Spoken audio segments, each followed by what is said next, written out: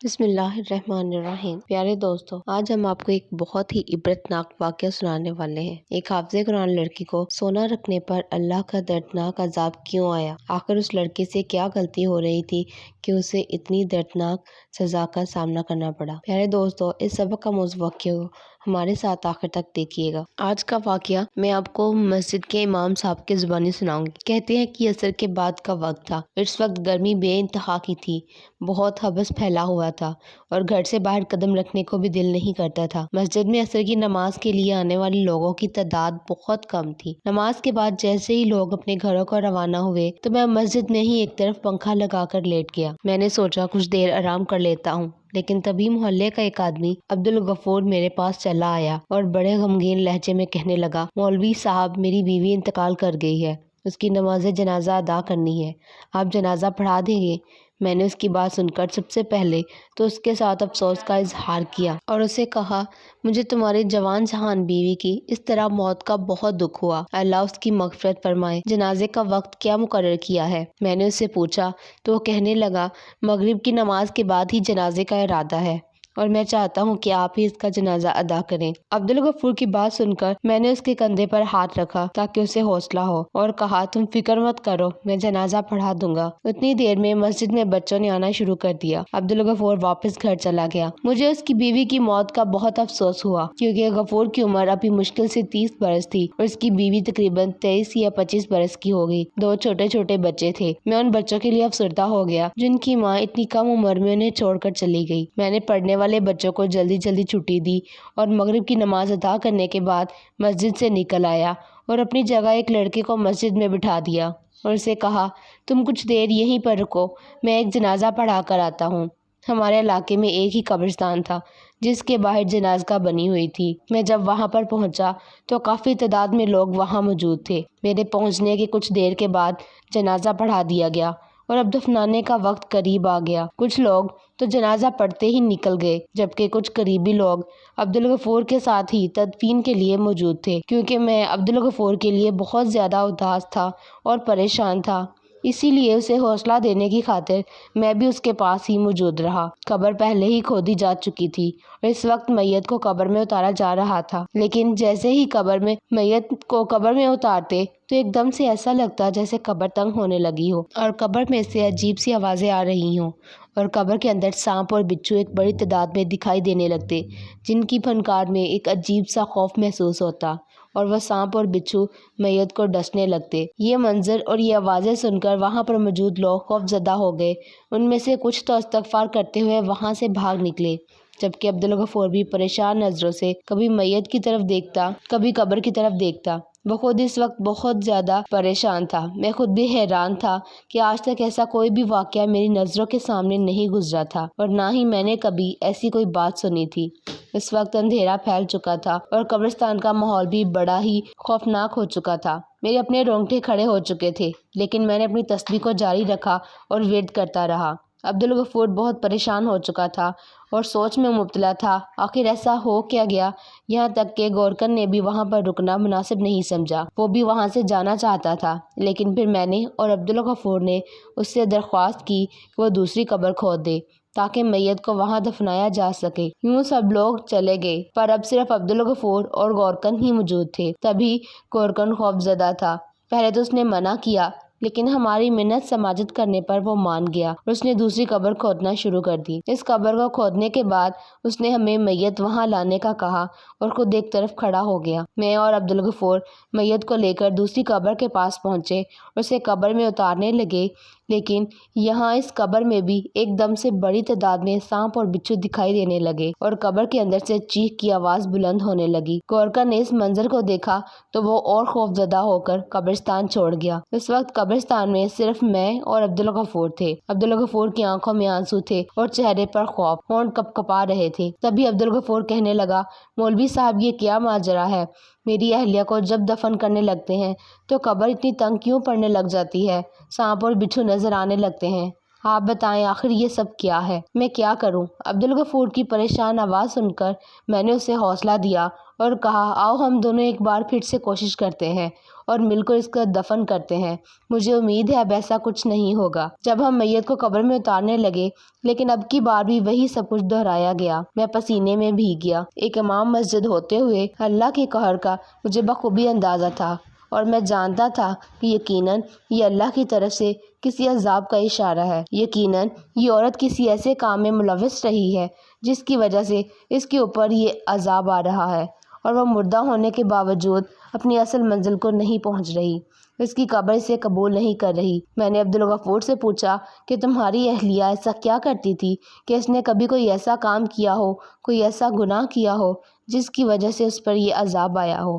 میرے الجھے ہوئے انداز کو دیکھ کر عبدالغفور رونے لگا اور کہنے لگا، مولوی صاحب، میری اہلیہ نے اپنی زندگی میں ایک ہی غلط کام کیا تھا اور شاید یہ اسی کی سزا ہے۔ عبدالغفور کا لہجہ خارا ہوا تھا اور اس وقت دکھ سے بھرپور تھا۔ میں نے اسے حوصلہ دیتے ہوئے کہا، ہمت رکھو اور مجھے بتاؤ آخر کیا بات ہے۔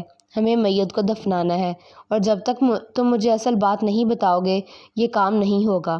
ویسے بھی سب لوگ یہاں سے جا چکے ہیں اور اندھیرا بڑھ چکا ہے، عشاء کا وقت قریب آ گیا ہے۔ تم مجھے اصل معاملہ بتاؤ تاکہ میت کو دفنا کر ہم لوگ بھی یہاں سے روانہ ہو سکیں۔ عبدالغفور بھی جیسے صورتحال کی نزاکت کو سمجھ چکا تھا اور تبھی کہنے لگا، مولوی صاحب، یہ آج سے 6 سال پہلے کی بات ہے جب میں اور میری اہلیہ کسی اور علاقے میں رہتے تھے۔ ہم بہت خوش تھے۔ ہماری شادی کو ابھی 3 سال ہی ہوئے تھے۔ میں ایک اچھی نوکری کرتا تھا اور مجھے وہاں سے جو رقم حاصل ہوتی اس میں ہم دونوں میاں بیوی اور ہمارے بچے کا گزارا ہو رہا تھا۔ لیکن میری بیوی کو بناؤ سنگار کا بہت شوق تھا، نئے نئے کپڑے پہننا، اور جب وہ کسی دوسری عورت کو دیکھتی کہ اس نے اچھے کپڑے اور زیورات پہنے ہوئے ہیں تو اس کے دل میں حسد اور حسرت جاگنے لگتی۔ وہ اکثر مجھے بھی کہتی کہ عبدل، آپ نوکری کے ساتھ کوئی اور کام بھی کریں، کوئی اور کاروبار بھی کریں، خالی اس نوکری میں کیا رکھا ہے؟ ہم کب تک یوں سسک کر زندگی گزاریں گے اور یوں خوار ہوتے رہیں گے؟ مجھے بھی پیسہ چاہیے تاکہ میں بھی اپنی زندگی سکون سے گزار سکوں، اور جس چیز کی میرا دل خواہش کرتا ہے میں وہ پوری کرنا چاہتی ہوں۔ اپنی اہلیہ کی بات سن کر میں اسے ہمیشہ ہمت دیتا اور کہتا، تم فکر مت کرو، بہت جلد میری ترقی ہو جائے گی اور تنخواہ بھی بڑھ جائے گی تو پھر ہمارے کافی مسئلے حل ہو جائیں گے۔ لیکن میری بات سن کر وہ کہنے لگتی کہ صرف تنخواہ بڑھنے سے کچھ نہیں ہوگا، پھر بھی کتنا فرق پڑ جائے گا۔ آپ ساتھ میں کوئی اور کام بھی کریں، جیسے آپ کا دوست جو پہلے یہاں پر ایک عام سی نوکری کرتا تھا، جب سے وہ دبئی گیا ہے اس کے گھر تو جیسے پیسہ برسنے لگا ہے۔ اس کی بیوی نے بھر بھر کر زیور پہنا ہوتا ہے اور ان کے بچے بھی شہر کے مہنگے اسکول میں پڑھائی کرنے جاتے ہیں۔ ان کے گھر پر روزانہ پیزے برگر سب کچھ آتا ہے۔ آپ بھی کچھ ایسا کریں۔ میری بیوی للچائے ہوئے انداز میں مجھے کہتی تو میں روزانہ اس کی ان باتوں سے تنگ آ کر اس بات کو سوچنے پر مجبور ہو گیا کہ مجھے بھی اپنے بیوی بچوں کے سکون کے لیے باہر چلے جانا چاہیے۔ اس لیے میں نے اپنی جمع پونجی داؤ پر لگا دی اور اپنے دوست کے کہنے پر ایک ایجنٹ کو پیسے دے دیے، لیکن وہ ایجنٹ فرار نکلا اور میرے پیسے کھا گیا۔ میں چونکہ نوکری بھی چھوڑ چکا تھا، اب میرے پاس نوکری کا بھی کوئی آسرا نہیں تھا اور جو جمع پونجی تھی وہ بھی کھو چکا تھا۔ ہمارے گھر کے حالات خراب ہونے لگے۔ اب نرگس دن رات مجھے تانے دیتی اور میں اس کے ساتھ جھگڑا کرتا، اسے کہتا، تم نے میرے ساتھ اچھا نہیں کیا۔ پہلے اچھی بھلی زندگی بسر ہو رہی تھی، اب 2 وقت کی روٹی بڑی مشکل کے ساتھ کھا رہے ہیں، لیکن تمہاری ناشکری کی بدولت وہ سب کچھ ختم ہو گیا۔ تنگ آ کر مجھے جو کوئی بھی چھوٹی موٹی نوکری ملتی یا کام ملتا میں وہ کر لیتا، لیکن اب پہلے جیسا تو نہ سکون تھا اور نہ ہی گھر میں ویسی ریل پیل تھی۔ نرگس نے بھی گھر کے حالات دیکھتے ہوئے ایک گھر کا کام پکڑ لیا۔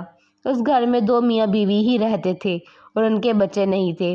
اس عورت کے ساتھ کوئی مسئلہ تھا، اسے کوئی بیماری تھی جس کی وجہ سے وہ زیادہ تر بیڈ ریسٹ پر رہتی، اس لیے نرگس ایک تو اس عورت کی دیکھ بھال کرتی اور پھر ساتھ ساتھ ان کے گھر کا کام بھی کرتی، جس کے اسے اچھے خاصے پیسے مل جاتے۔ نرگس اکثر گھر آ کر ان کے بارے میں بات کرتی اور بتاتی، آج صاحب اپنی بیوی کے لیے 3000 کا سوٹ لائے ہیں، اور کبھی آ کر کہتی، صاحب نے اپنی بیوی کے لیے سونے کی انگوٹھی تحفے میں دی ہے۔ میں حیران ہو کر اس کی باتیں سنتا، کیونکہ وہ عورت تو بیمار تھی اور صاحب کا کام تو اچھا تھا، وہ اپنا کاروبار کرتے تھے۔ نرگس کہتی، جب بھی میں اپنی مالکن کو دیکھتی ہوں تو دل میں حسرت جاگتی ہے۔ اس عورت نے بھر بھر کے دونوں ہاتھوں میں سونے کی چوڑیاں پہن رکھی ہوتی ہیں، اس کے علاوہ گلے میں چین، کانوں میں ٹاپس اور ہاتھوں میں 2-3 انگوٹھیاں تو معمول کی بات ہے، سب کچھ سونے کا ہے، اور مجھے دیکھو، میرے پاس تو ایک چلا بھی نہیں۔ نرگس اکثر حسد کے ساتھ یہ سب کہتی اور ناشکری کرتی۔ میں افسوس سے اس کی طرف دیکھتا رہ جاتا۔ ہمارے دن گزر رہے تھے، لیکن جو پہلے والی بات تھی اب وہ باقی نہیں رہی۔ کچھ میرے اور نرگس کے درمیان بھی دراڑ سی آ گئی تھی۔ ہم دونوں ایک دوسرے سے کھنچے کھنچے رہتے، کیونکہ حالات بدلنے کے بعد میں اس کا قصوروار نرگس کو ٹھہراتا تھا، اور نرگس مجھے ابھی کچھ دن ہی گزرے تھے جب ایک دن نرگس کی بیگم صاحبہ کا انتقال ہو گیا، اور ان کے انتقال کی خبر نے مجھے اور نرگس کو بہت افسردہ کر دیا۔ اس وقت نرگس ان کے قریب ہی موجود تھی جب ان کا شوہر اپنے کام پر گیا ہوا تھا۔ نرگس نے ہی اسے ان کی بیگم کے انتقال کی خبر سنائی۔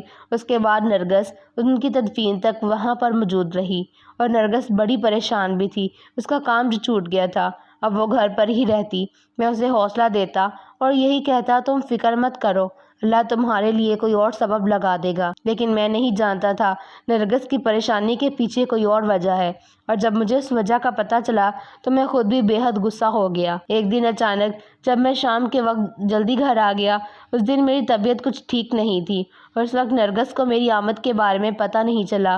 وہ اپنے ہاتھوں میں سونے کی چوڑیاں پکڑ کر بڑی حسرت سے انہیں دیکھ رہی تھی۔ ان چوڑیوں کو دیکھ کر میں ایک دم حیران رہ گیا اور بے اختیار نرگس سے پوچھا، یہ چوڑیاں کہاں سے آئی ہیں، کس کی ہیں؟ میری آواز سن کر وہ بے حد گھبرا گئی اور چوڑیاں اس کے ہاتھ سے چھوٹ کر گر گئیں۔ وہ بخلائے ہوئے انداز میں اس نے چوڑیوں کو ایک دم اٹھایا اور کہنے لگی، ارے آپ کب آئے؟ مجھے دیکھ کر وہ گھبرا گئی تھی، جبکہ میں نے اس کے سوال کو نظر انداز کرتے ہوئے اس سے کہا کہ چوڑیاں کس کی ہیں اور کہاں سے آئی ہیں۔ میرے لہجے میں اور آنکھوں میں شک تھا، جسے دیکھ کر نرگس گھبرا گئی۔ وہ اپنے ہاتھوں میں چہرہ چھپا کر زور زور سے رونے لگی اور کہنے لگی، عبدل، مجھ پر شک مت کریں، میں آپ کو سب کچھ سچ سچ بتاتی ہوں۔ تبھی نرگس نے کہنا شروع کیا، میں جس گھر میں کام کرتی تھی، بیگم صاحبہ کے پاس اتنا زیور تھا، وہ اپنے ہاتھوں میں بہت کچھ پہنے رکھتی۔ میں ان کو عجیب سی حسرت بھری نظروں سے دیکھتی تھی۔ میرے دل میں بھی خواہش پیدا ہوئی کہ میں بھی ایسا زیور پہنوں، اپنے ہاتھوں میں اس طرح کی چوڑیاں پہنوں اور انگوٹھیاں پہنوں۔ اس لیے جب بیگم صاحبہ کا انتقال ہوا، اس وقت نہ جانے مجھے کیا ہو گیا، شیطان مجھ پر حاوی ہو گیا، اور میں نے بیگم صاحبہ کے ہاتھ سے وہ چوڑیاں اتار لیں، کیونکہ میں جانتی تھی صاحب اس وقت بہت زیادہ غمزدہ ہوں گے، اور غم کی حالت میں انہیں اس بات کا بالکل اندازہ نہیں ہوگا کہ چوڑیاں غائب ہیں۔ اور وہی ہوا، صاحب نے اس بات کو محسوس ہی نہیں کیا، کیونکہ باقی زیور تو ویسے ہی موجود تھا، صرف چوڑیاں ہی تو غائب تھیں۔ میں پہلے تو ڈرتی رہی، لیکن بعد میں مطمئن ہو گئی، کیونکہ صاحب کو واقعی ان چوڑیوں کے گم ہو جانے کا کچھ پتہ نہیں چلا۔ وہ تو بیگم صاحبہ کے غم سے باہر ہی نہیں نکل رہے تھے۔ میں یہ چوڑیاں گھر پر لے آئی، نہ جانے کیا بات ہے، ایک بار بھی انہیں اپنے ہاتھوں میں پہن کر نہیں دیکھ سکی۔ میں جب بھی انہیں اپنے ہاتھوں میں پہنتی ہوں، بے اختیار بیگم صاحبہ کا چہرہ میری نگاہوں کے سامنے آ جاتا ہے، اور ان کے ہاتھوں میں پہنی ہوئی یہی چوڑیاں مجھے دکھائی دینے لگتی ہیں۔ میں گھبرا جاتی ہوں اور ان چوڑیوں کو واپس رکھ دیتی ہوں۔ روز رات کو خواب میں مجھے بیگم صاحبہ دکھائی دیتی ہیں، اور وہ مجھ سے گلہ کرتی ہیں کہ نرگس، یہ تو نے میرے ساتھ کیا کیا؟ تو نے ایک مرتی ہوئی عورت کے ساتھ دغا بازی کی، اور اس کے وجود کے ساتھ دھوکہ کیا، اس کے مال میں خیانت کی، اور یہ بات وہ روز مجھ سے کرتی ہیں، اور میں ڈر کر اٹھ کر بیٹھ جاتی ہوں۔ میں بے حد گھبرائی ہوئی سی رہنے لگی ہوں، سمجھ نہیں آ رہا کہ کیا کروں۔ یہ چوڑیاں تو جیسے میرے گلے کا پھندا بن گئی ہیں۔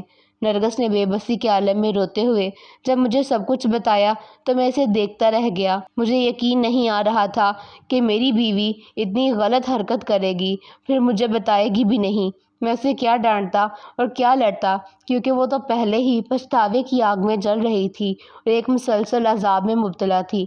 تو میں نے یہی کہا کہ اگر تمہیں اپنے کیے پر کوئی پچھتاوا ہے اور تم چاہتی ہو کہ تمہارے دل سے یہ پچھتاوا ختم ہو جائے، تو بہتر یہی ہے کہ تم بیگم صاحبہ کے گھر جاؤ اور صاحب کو ساری صورتحال کے بارے میں بتاؤ، یقیناً وہ تمہیں معاف کر دیں گے۔ میں نے نرگس کے کندھے پر ہاتھ رکھتے ہوئے اسے حوصلہ دیتے ہوئے سمجھایا، لیکن وہ ایک دم ڈر گئی اور کہنے لگی، نہیں نہیں عبدل، میں یہ نہیں کر سکتی، کیونکہ اگر میں نے ایسا کیا تو صاحب مجھے جیل میں بھجوا دیں گے۔ میں جانتی ہوں صاحب بہت اصول پرست ہیں اور وہ کسی کی بھی چھوٹی سی غلطی کو معاف نہیں کرتے، اور بیگم صاحبہ کے جانے کے بعد ویسے بھی ان کا دل بہت سخت ہو چکا ہے۔ اگر میں نے ان کے سامنے اپنے گناہ کا اعتراف کیا تو یقیناً میری غلطی کو معاف نہیں کریں گے، اور میں جیل نہیں جانا چاہتی۔ میں کیسے تم لوگوں کے بغیر رہوں گی؟ یہ کہتے ہوئے نرگس میرے ہاتھ تھام کر رونے لگ گئی، اور میں بے بسی سے اسے دیکھتا رہ گیا۔ مجھے سمجھ نہیں آ رہی تھی کہ میں اسے کیسے تسلی دوں، کہ اسے اس پچھتاوے کی آگ سے کیسے نکالوں۔ امام صاحب، اس دن کے بعد سے نرگس وہ نرگس نہ رہی تھی، بلکہ آہستہ آہستہ وہ مرجھاتی جا رہی تھی۔ اس کا رنگ زرد پڑتا جا رہا تھا اور آنکھوں کے نیچے گہرے ہلکے ہوتے جا رہے تھے۔ یوں لگتا تھا جیسے اسے کوئی سنگین بیماری لاحق ہو گئی ہو۔ وہ ہمیشہ خوف کی حالت میں رہتی، اور بعض اوقات تو ایسے خواب میں دیکھتی جیسے کسی چیز کو دیکھ رہی ہو اور اسے ڈر رہی ہو۔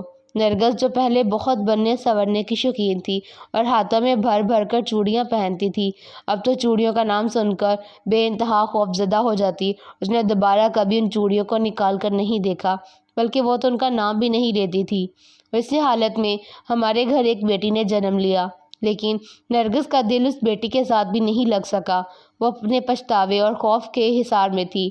اب تو اسے جیتے جاگتے بیگم صاحبہ دکھائی دینے لگی، اور وہ اکثر انہیں سامنے دیکھ کر چیخنے چلانے لگتی، اور اس پر ایک عجیب دورے کی سی کیفیت آ جاتی۔ میں چاہتا تھا کہ میں صاحب کے ساتھ بات کر کے انہیں ساری صورتحال بتا دوں اور نرگس کے لیے معافی مانگ لوں۔ شاید اس طرح وہ پچھتاوے کی آگ سے نکل سکے اور اس کی حالت بہتر ہو جائے۔ اس لیے میں نرگس کو بتائے بغیر صاحب کے بنگلے پر گیا، لیکن پتہ چلا کہ صاحب 2 مہینوں کے لیے باہر کے ملک چلے گئے۔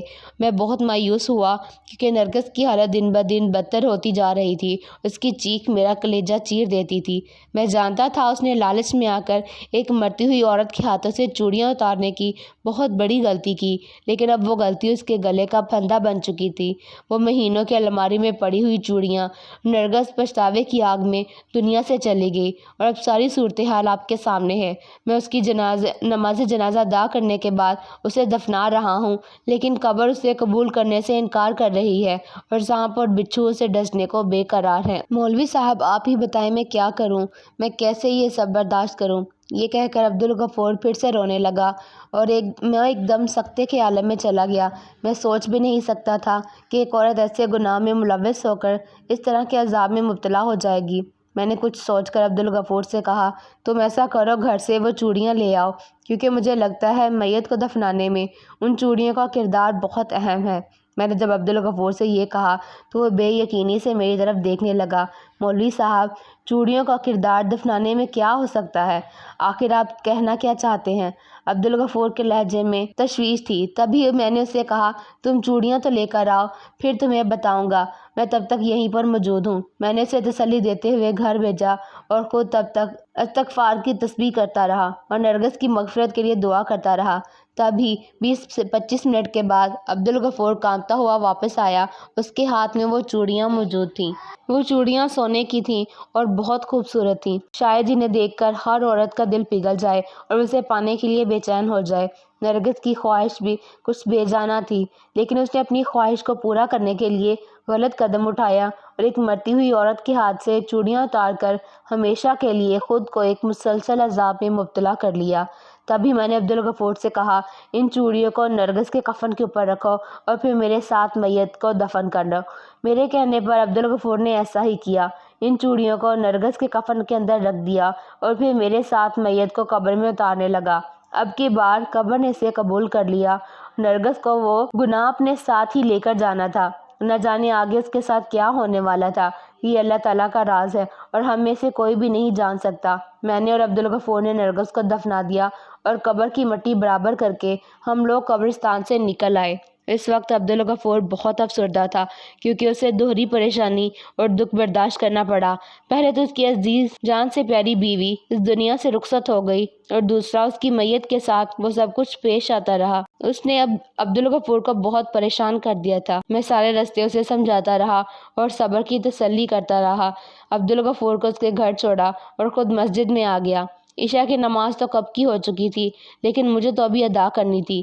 میں نے اکیلے ہی نماز ادا کی اور اللہ کے حضور نرگس کے لیے بے حد دعا کی، کیونکہ میں جانتا تھا نرگس نے ایک ایسا گناہ کیا ہے جس کی سزا اسے شاید قیامت تک بھگتنی پڑے۔ پیارے دوستو، اگر آپ کو اس ویڈیو سے سبق حاصل ہوا ہے تو سب سے پہلے اپنی فیملی، دوستوں اور رشتہ داروں میں ضرور شیئر کریں، کیونکہ انہیں بھی عبرت حاصل ہو، اور چینل کو سبسکرائب کر کے کمنٹ باکس میں اللہ اکبر ضرور لکھیے گا۔ شکریہ۔